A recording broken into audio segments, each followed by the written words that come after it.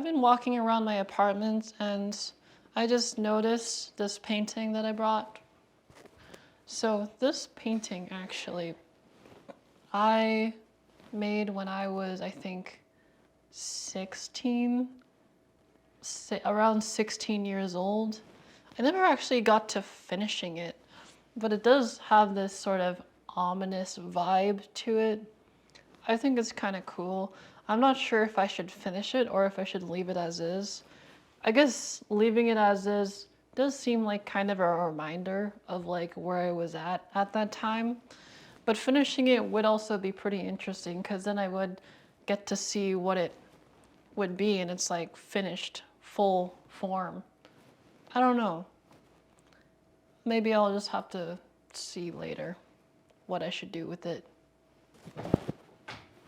Hello, fellow Neats. So, a lot of people have actually been asking me, how do I concentrate on drawing and draw faster, draw better, draw this, draw that, whatever. But mainly, I found the issue is, how do I concentrate without worrying about mistakes?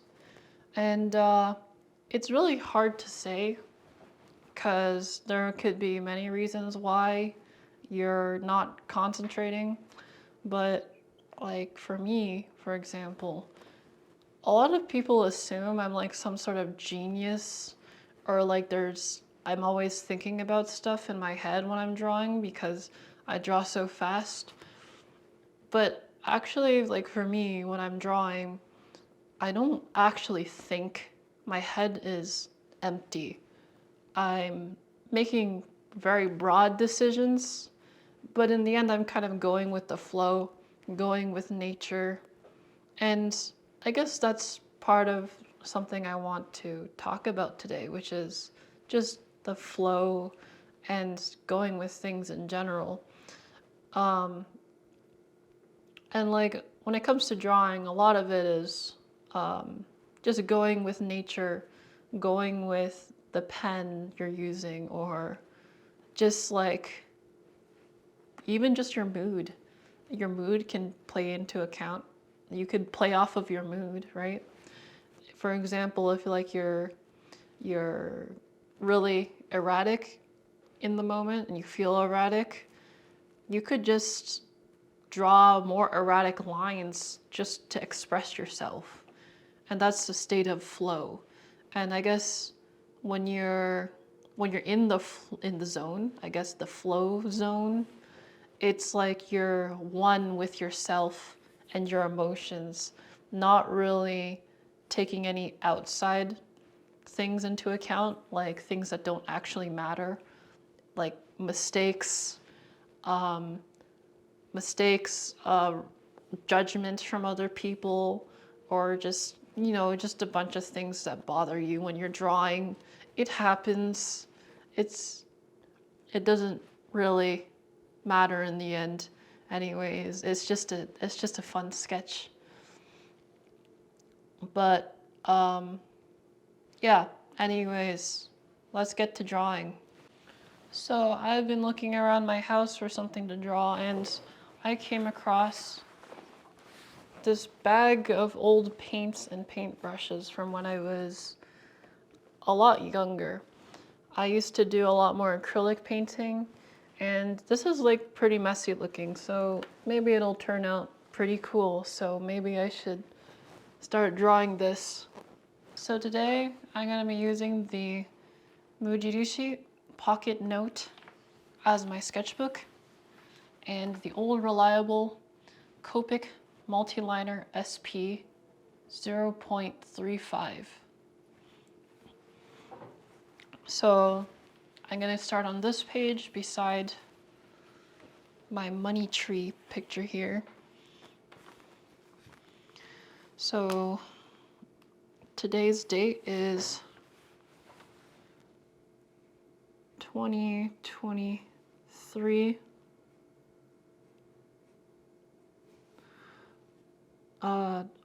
November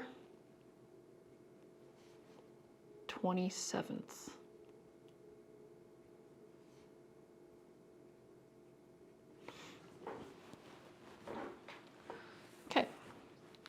So what I'm going to start with is just drawing the silhouette.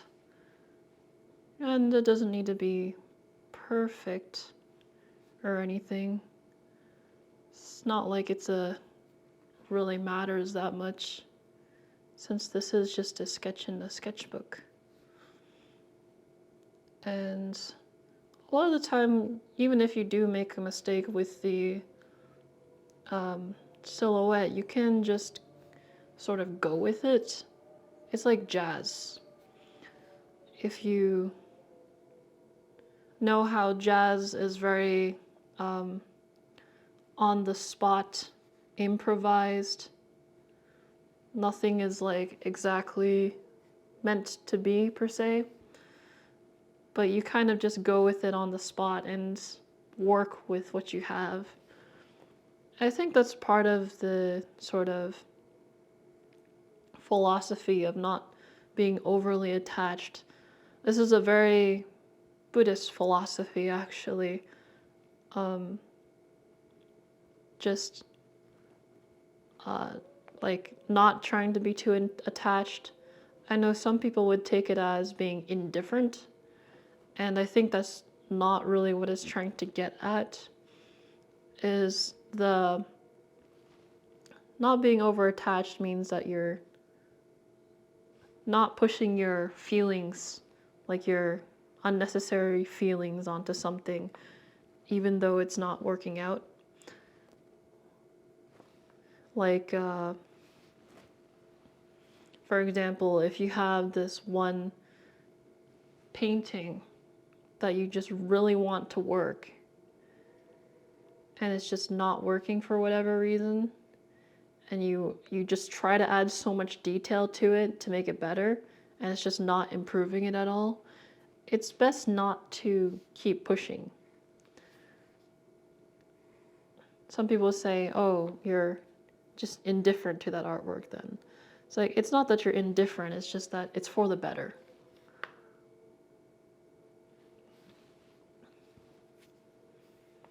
Here, I'm just trying to draw maybe the handle here of the thing. And maybe draw the cup here with the paints.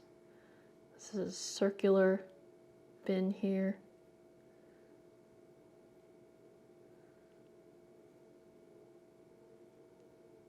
There we go. And I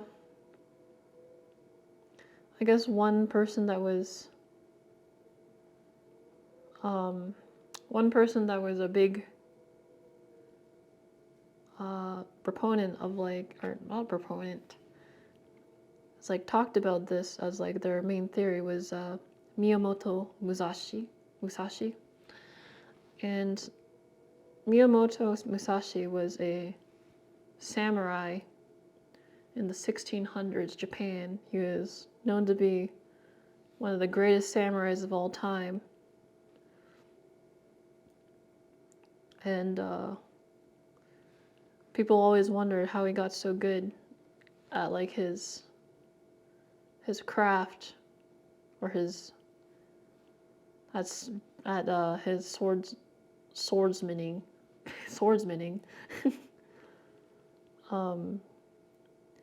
And he said it's really just the flow state, getting into that flow state, not being too attached to anything, because being too attached to things, or I guess what he said a lot was, what is it? Effort without effort, I guess, is one of them. Was that he felt like if you were trying too hard all the time to be perfect, you'd end up exerting more effort than you need, and that causes inefficiencies. I guess this is a very, even though he is a Buddhist, this seems like a very Taoist philosophy, where it's doing by not doing. For an example would be, say if you're growing crops or whatever, if you say went for, like, I guess a very modern philosophy, like a hustle philosophy, it's do more all the time, do better, and do as much as you can, you're gonna end up accidentally killing your plants. Like, you're gonna, if you overwater your plants or put so much fertilizer, you end up poisoning them. It's like, no matter what you do to your plants, you cannot make them grow faster than like a year. They're still going to take at minimum a year to grow.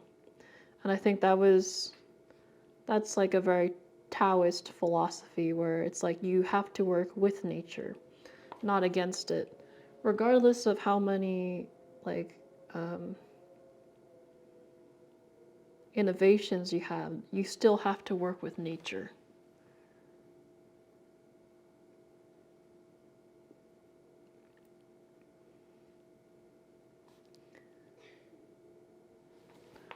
This is getting somewhere, I think. I'm not really thinking too much about what I'm doing, but it seems to be working, and that's all that matters.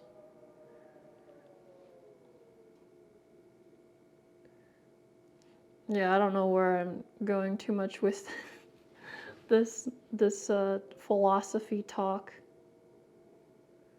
but it is something that I like to delve into sometimes, about these philosophies that people have.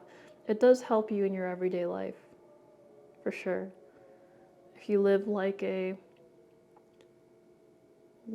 Buddhist, there are definitely great philosophies out there that help you in your everyday life. Not just your everyday life, but like your artwork too. It shows. You can definitely tell what kind of philosophy someone has just from their art. It shows like a signature of like the way they think. Like, for example, for a lot of Renaissance era or Baroque era art, they're very mathematical, very analytical, because a lot of the artists were mathematicians, for example. And because of that, their art reflects that. And you see they value stuff like symmetry, perfection, the golden ratio, stuff like that. Things that can be broken down into systems, which I guess fits that kind of era, because it was a very scientific era in history for the West. A lot of people trying to prove things, and they're trying to break things down into systems, so it does fit. But then you see in a lot of Eastern artworks, it's more about the feeling or the rhythm, and it's not necessarily trying to be realistic per se. It's trying to capture the colors or just the rhythm or the feeling of like nature, especially, because in a lot of Eastern philosophies, they really use nature to demonstrate their points. And I think that's really interesting, actually. I think nature is a really great way to demonstrate philosophy, because like everybody can relate to nature. It's something that everybody thinks about. Everybody likes nature, unless you're like one of those weirdos who want to see the world burn. But everybody can generally relate to nature, or how it makes them feel, or makes them reflect on things in their own lives. There's a lot of parallels in life to nature. I mean, in a lot of ways, it could have, nature maybe reflects our own life, because maybe there is a reason why nature even looks the way it does in the first place, because it does have some grounding in reality.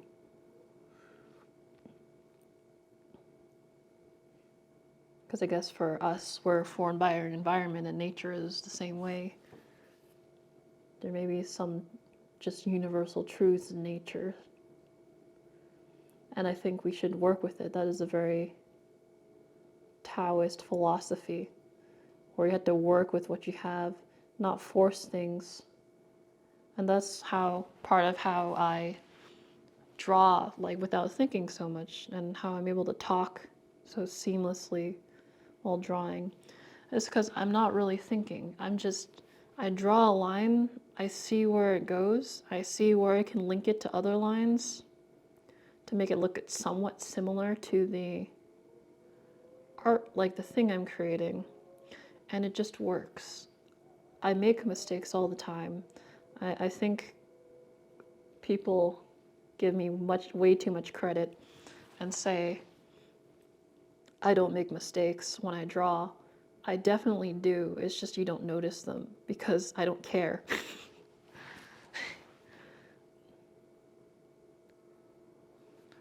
It's like, to put it in short, it's just, I don't care if you see the mistakes. I don't try to hide them, so most of the time people don't even notice them. And it just works. And I think that's a very good thing to understand, not just in art, but also in life, is that you need to learn how to, have nothingness in your minds, I guess. That's something that Musashi really emphasized, was the idea of nothingness. Nothingness isn't more like an emptiness, it's more like openness. Is that maybe it's like a bad translation because of the way we use the word nothingness, is that it's a feeling of like loneliness or emptiness. But I think more of what he was trying to get at was that nothingness means you have a clear mind, you make clear decisions. And you have no attachments to things, no unnecessary attachments to things, unhealthy. Like even for relationships, some people would argue that having the unattachment would be bad for relationships because it means you're just indifferent. But that's not really what it's trying to get at, I think.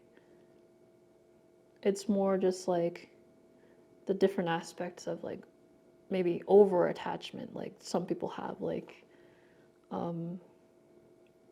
when they're so attached that they become needy. That's more what the philosophy is trying to get at. Not that you should just say ditch a relationship just because you don't like it, that you should, because just for the sake of not being attached. It's more just like you should give the person space, or you should not be so emotionally attached to them that you're needy. I think that's more of what a better representation of the philosophy at hand. This is starting to get somewhere.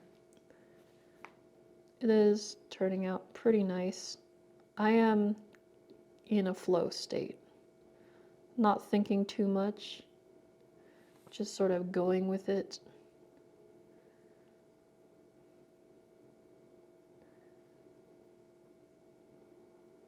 It's like, it feels good.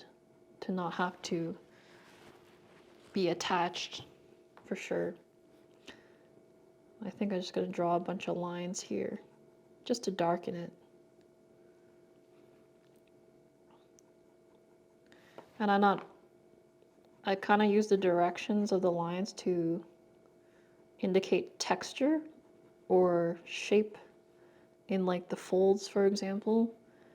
But I'm not trying to be too precise in it. In fact, being imperfect actually adds to it, I think, in my opinion. It definitely adds to the texture. It gives it character, if you know what I mean.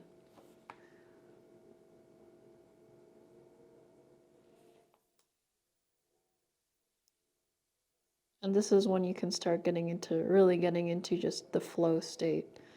It's like, I like to draw lines. It's almost like flowing water around the object. You have to be like water. You have to be adaptable.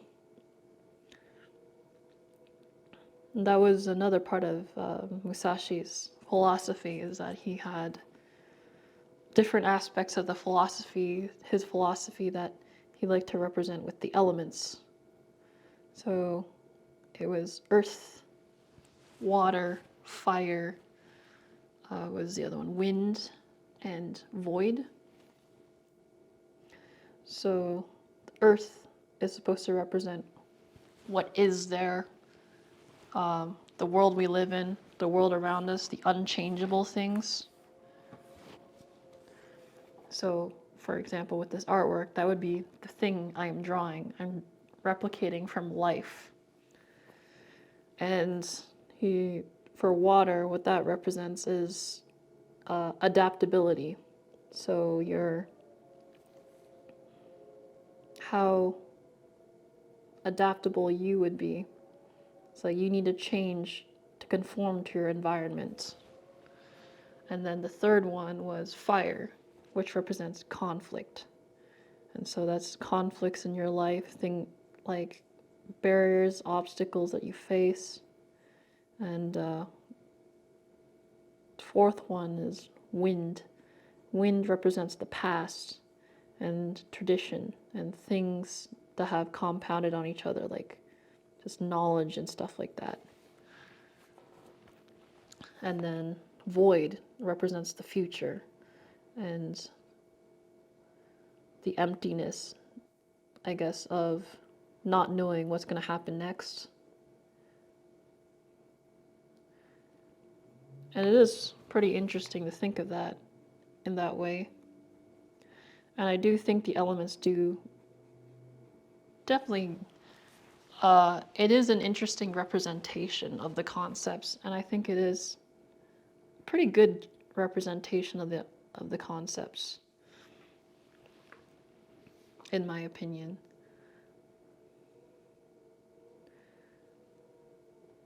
But as a Buddhist myself,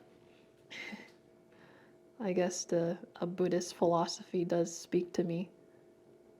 I'm not sure how other people would think of it, but for me, it definitely does speak to me.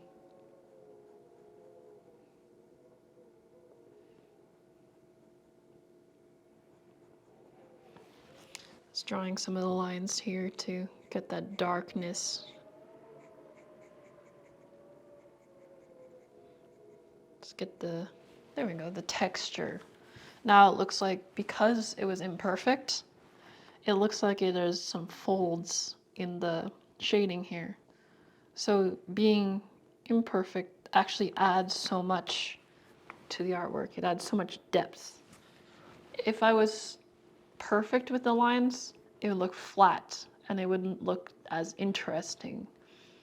It's like being too perfect removes anything interesting with it. I think it's just important to understand when you need to put in more effort and when you don't.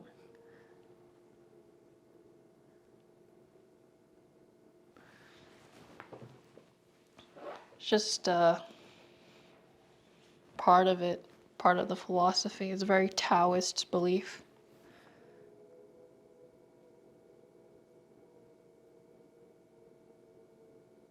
Or is it Taoist? Taoist? I think it's either.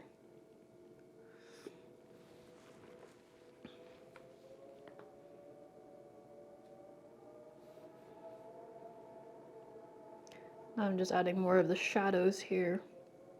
This is more relaxing of just drawing in the shadows.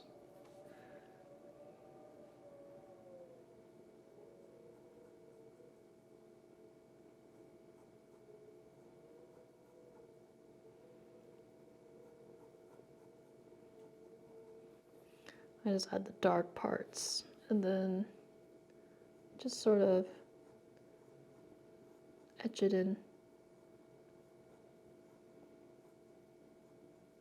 Doesn't need to be perfect.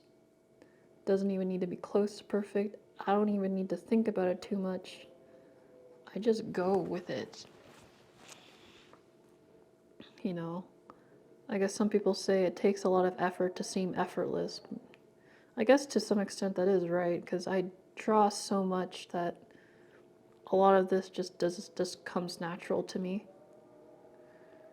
I've just drawn for so many years that it's just second nature, and it's always been second nature for a long time. It's like another language almost. It's like when you speak a certain language for however many years, it becomes so natural to you that anytime it's brought up, it's like your brain just switches. I can just add some shadow here. Shadow of the cup.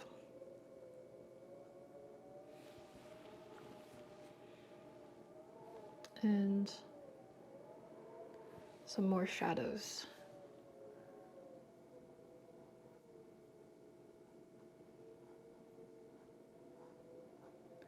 This part of the bag is more stiff, so there's less wrinkles in it. So I'm going to draw the lines more straight. Not perfectly straight, because then that's going to make it look too flat. But it just needs to be good enough.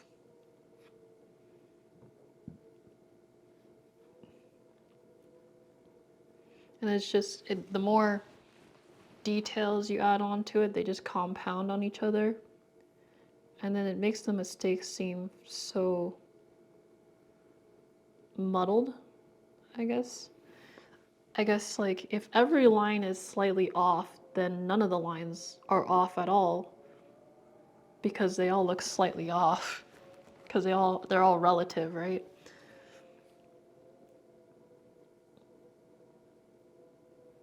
Because it's all in context. Like, for example, if you were to draw something that's so perfectly straight, so, like, absolutely analytical, it, if you draw one thing that's, like, slightly off, then it's gonna really show, and the picture's just gonna fall apart. But if everything's all slightly off already, as it gives you so much more flexibility to just adapt.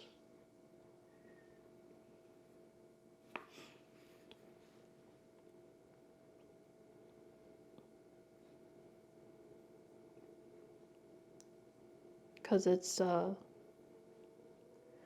if you're more open with the mistakes, it becomes easier to make mistakes. Nobody's gonna notice. I guess that is one way to go about things. Because mistakes are inherent. There's no way to be perfect. So you got to accept that you just live in an imperfect world and there's no possible way to be perfect all the time. And that's just how it is, and that's perfectly fine. It doesn't need to be perfect. You don't need to be perfect. think as long as you try your best, give your full effort in the moment, and not to be too attached to the results, that's you're bound to get somewhere.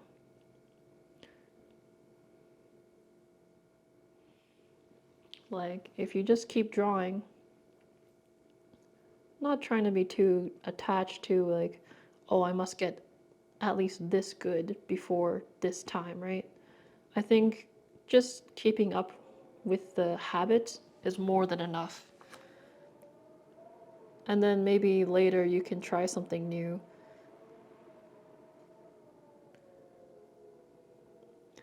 Like I said before, you need some randomness in your habits if you want to get anywhere. But also, you just need habits. You also need habits to get anywhere in the first place, like to be anywhere, right?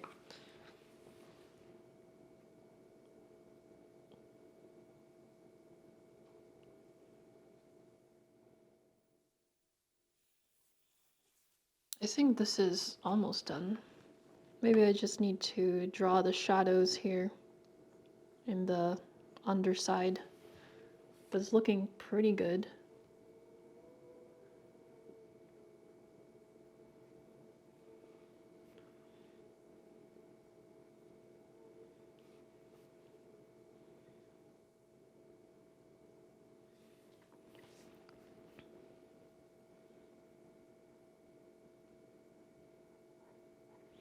Just drawing the thicker lines here,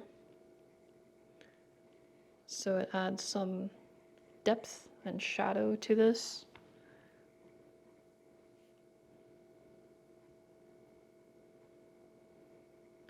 And then I like to draw like the really dark blacks just to give it more depth in certain areas.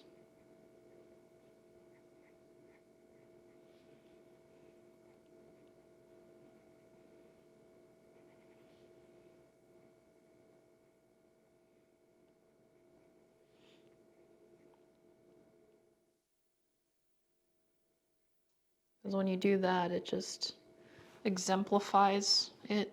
Especially when you're working with pen, it definitely helps.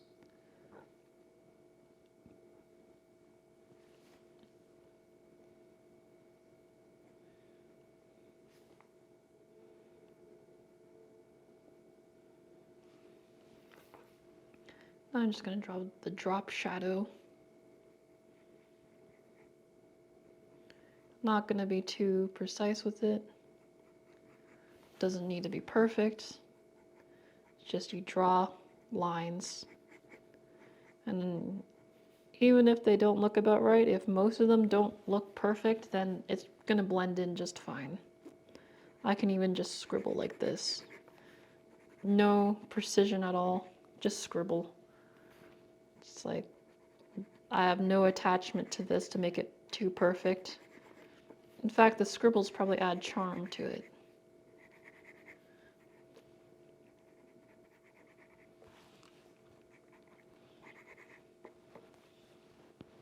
Makes it look sort of more feathered out at the end here when you just scribble. And there we go. You have a bag of paints, and I think it looks pretty alright. So, in today's video, we drew this bag of paints. That's really heavy. Oh. And it ended up turning out like this. Very nice, very good artwork. And I think it turned out pretty good. Again, I was trying to just demonstrate just how much it doesn't matter being perfect. It's just you gotta draw lines and see what comes of it. You gotta make sure you don't feel so overly attached to your lines, to your artwork, or else you're not gonna make, maybe, I guess, mistakes that would turn out to be not mistakes in the end. I guess, happy accidents. You just need to try something, and maybe something will come of it. That is part of being in the flow state after all. Anyways, thank you for watching. Bye.